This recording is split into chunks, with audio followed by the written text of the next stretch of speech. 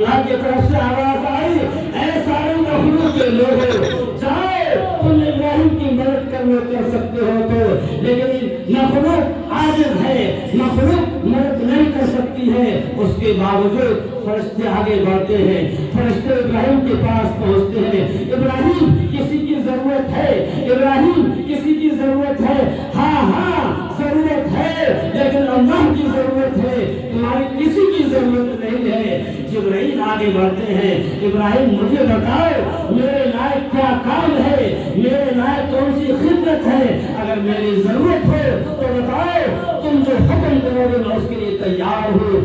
ابراہیم کہتے ہیں مجھے تمہاری کوئی ضرورت نہیں، مجھے اللہ کی ضرورت ہے۔ سارا شہر لگا ہوا ہے ابراہیم کو جلانے پر، سارا شہر لگا ہوا ہے ابراہیم کو خاکستر کرنے پر۔ قربان جائے ابراہیم کہتے ہیں جتنا مزہ مجھے آگ میں آیا ہے اس کے علاوہ کہیں مزہ نہیں آیا۔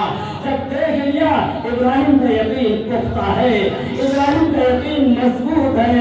قربان جائے رب ذوالجلال کی قدرت پر، رب ذوالجلال کی طرف سے آواز آئی، قلنا یا نار کونی بردا وسلاما علی ابراہیم۔ اے آگ خبردار، میرے ابراہیم کو تو نے جلایا، میرے ابراہیم پر ٹھنڈی ہو جا اور سلامتی کے ساتھ ٹھنڈی ہو جا۔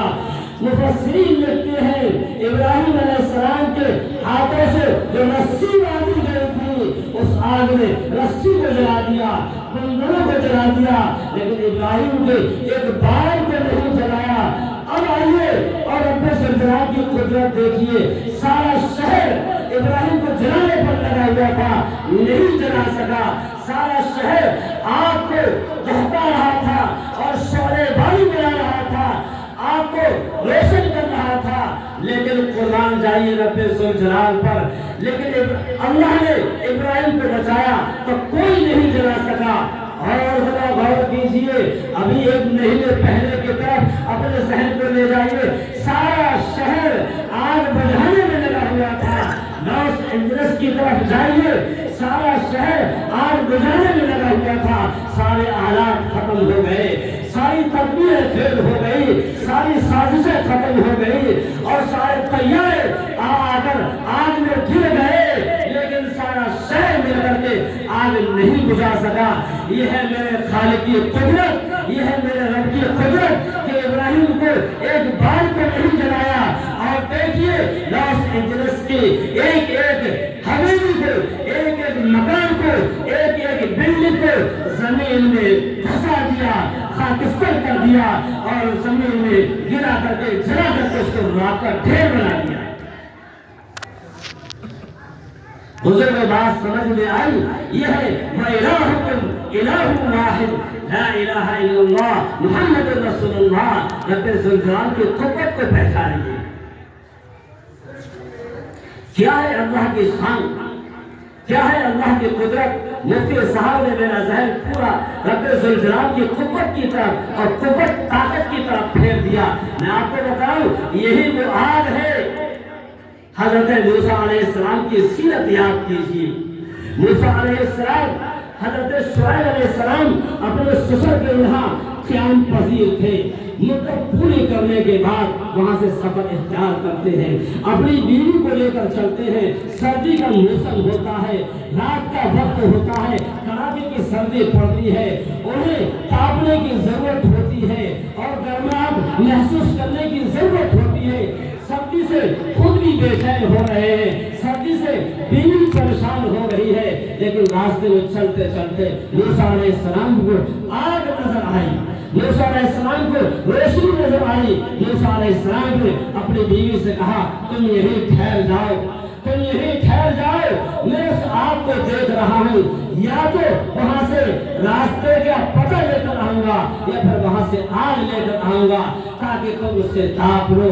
فرمایا فقال لأهلهم كثوا إني آنست نارا لعلی آتیکم منها بخبر او جذبۃ من النار لعلکم تصطلون، میں آپ کی خبر لاؤں گا یا آپ کی چنگاری لاؤں گا لعلکم تصطلون، تاکہ تم تاپ لو۔ قربان جاؤ موسیٰ علیہ السلام پر۔ موسیٰ علیہ السلام سفر کرتے ہیں اور آگ لینے کے لیے جاتے ہیں۔ جب آگ لینے کے لیے جاتے ہیں تو وادی کے اندر پہنچتے ہیں، اللہ کی طرف سے آواز آتی ہے انک بالوادی المقدس طویٰ فاخلعنا علیک انک بالوادی المقدس طویٰ۔ اے موسیٰ میں تمہارا رب ہوں، میں تمہارا اللہ ہوں، میں تمہارا معبود ہوں۔ یہاں آگ نہیں ہے، یہاں اللہ کی تجلی ہے، اللہ کا نور ہے، اللہ کی روشنی ہے، میں تمہارا رب ہوں۔ تم وادی مقدس وادی میں ہو، اپنے جوتے اتار لو، اپنے چپل اتار لو اور ننگے پیر آؤ، قربان جاؤ رب ذوالجلال پر۔ موسیٰ علیہ السلام آگ لینے جاتے ہیں، لیکن رب ذوالجلال ان کو نبوت دے کر کے بھیجتا ہے۔